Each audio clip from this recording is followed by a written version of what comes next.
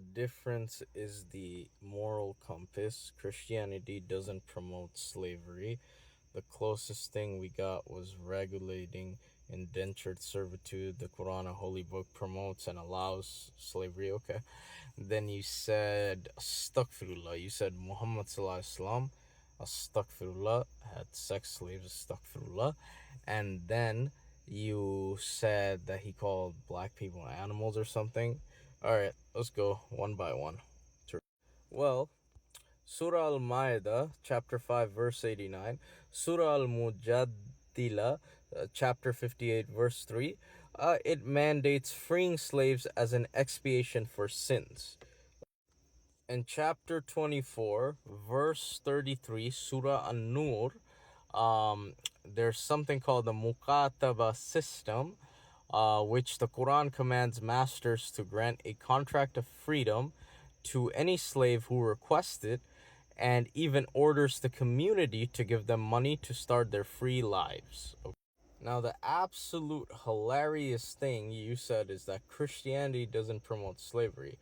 Well, let's look at Leviticus chapter 25, verse 44 to 46, where biblical law explicitly allowed buying foreign slaves as permanent property to be passed down to children.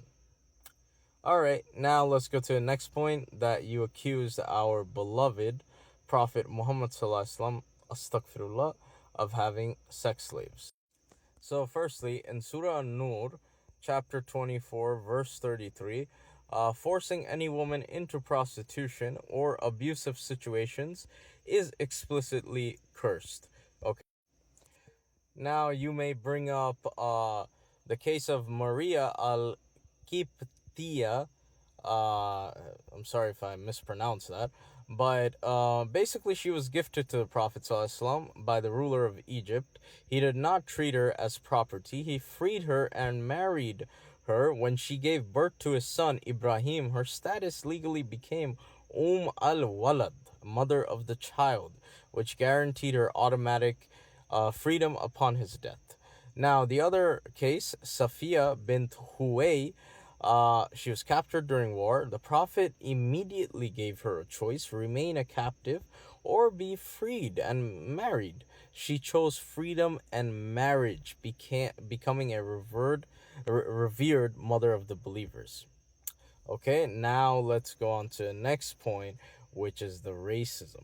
Before we move on to the racism part, you mentioned, you talked about, black people and slaves as well, the sex slaves, but mentioning the slave narrations of the black people.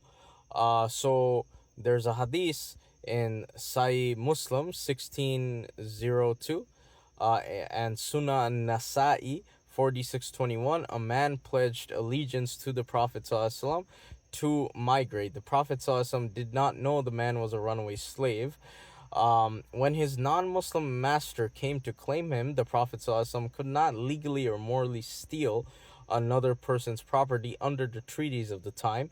To secure the Muslim man's permanent freedom, the Prophet ﷺ bartered and bought him from his master in exchange for 2 black slaves. The Prophet did not sell a slave for profit. He bought a Muslim's freedom. He engaged in a transaction to liberate a companion, utilizing the currency and property system of the 7th century to achieve an abolitionist result. Now, calling black people animals or slaves animals. Let's go to that. Now, the hadith in question comes in Sahih al-Bukhari 7142. The Prophet ﷺ says, you should listen to and obey your ruler even if he was an Ethiopian slave whose head looks like a raisin. Now, the Prophet ﷺ never called black people animals, you fool. The Arabic text uses the word zabiba, which means raisin, which was a common 7th century Arab idiom describing tight, curly hair, not an insult to a person's humanity. the entire purpose of this hadith is anti-racist. In 7th century Arabia, tribal elites looked down on slaves and foreigners. The Prophet ﷺ was telling his followers that even if a black slave becomes their supreme leader, they must respect, honor, and obey him just like any other ruler. Um, and it elevated the political potential of black slaves to the absolute highest office in Islam. Now, the thing is, the ultimate proof is in the farewell sermon of the Prophet Muhammad sallallahu alaihi wasallam, dude. The farewell sermon before his death of what he said. What did he say, you may? All mankind is from Adam and Eve.